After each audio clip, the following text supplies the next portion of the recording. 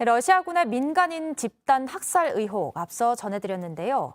이 의혹 말고도 우크라이나 전쟁 포로를 비인간적으로 대우했다는 주장이 나왔습니다. 아침엔 월드에서 자세하게 짚어보겠습니다.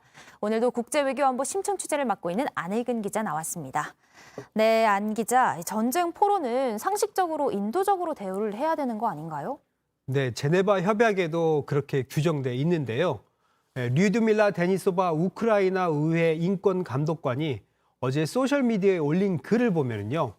포로로 붙잡혔다 풀려난 자국민들의 증언을 들어보니 들판이나 구덩이, 지하 차고에 감금이 됐는데 주기적으로 구타를 당하고 귀에 대고 총을 쏘고 위협을 당했다고 합니다.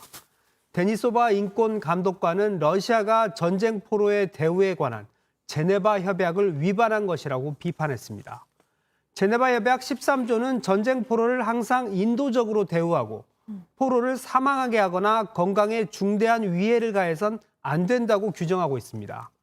한 달 넘게 포위된 마리우폴의 피난민들을 돕기 위한 국제 적십자사 구조팀도 중간에 억류됐다고 하는데요.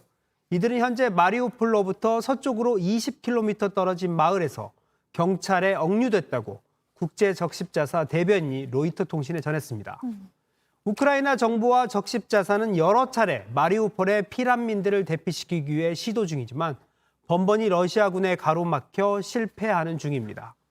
수도 키이우 주변에 배치됐던 러시아군 병력의 3분의 2가 다른 곳으로 이동했다고 미 국방부 고위 당국자가 밝혔습니다.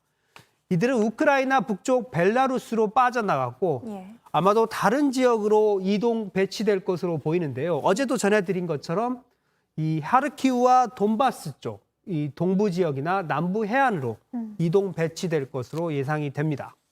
그렇군요. 감금하고 구타하고 위협하고 정말 민간인들을 대상으로 이렇게 해도 되나 싶습니다. 또 러시아에 대한 중국의 태도가 지금까지 시종일관 좀 애매모호했었는데 중국 공산당이 푸틴을 영웅으로 추켜 세우는 이 사상 교육을 관리들에게 했다고요? 네, 뉴욕타임스 보도 내용인데요. 러시아군이 우크라이나를 난타하는 동안 중국 관리들이 러시아의 푸틴 대통령을 영웅으로 추켜 세우는 중국 공산당 다큐멘터리를 교육받았다고 합니다. 다큐멘터리에서는 푸틴 대통령은 러시아의 과거 애국적 자긍심을 되살린 인물이라고 극찬했다고 하는데요. 중국 공산당은 101분짜리 역사 다큐멘터리를 시청하고 토론하는 이 내부 행사를 전국적으로 진행하고 있다고 합니다. 뉴욕타임스는 중국이 외부적으로는 어느 편도 들지 않는 것처럼 태도를 취하고 있지만 내부적으로는 강력한 중러 동맹이 필수적이라는 인식을 심어주고 있는 증거라고 비판했습니다. 확실히 이 동맹 관계를 좀 부각시키는 그런 흐름을 타고 있는 것 같습니다. 지난달 말부터 코로나 봉쇄가 진행 중인 중국 상하이 봉쇄 기간을 연장하기로 했다고요. 상하이시는 당초 이 푸둥과 푸시로 나눠 나흘씩 봉쇄하기로 했었는데요. 푸둥은 이미 봉쇄 기간이 지났고요. 푸시도 오늘 새벽 봉쇄를 해제하기로 한 시간이 이미 지났는데요. 시 당국은 여전히 봉쇄를 풀지 않고 있습니다.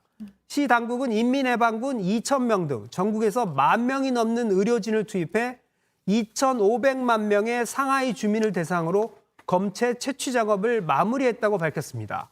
향후에는 PCR 검사를 통한 감염 여부 확인, 감염자 이송, 분석과 판단 등 업무를 진행하겠다고 어제 밝혔습니다. 그때까지는 집 밖으로 나가지 말라는 겁니다.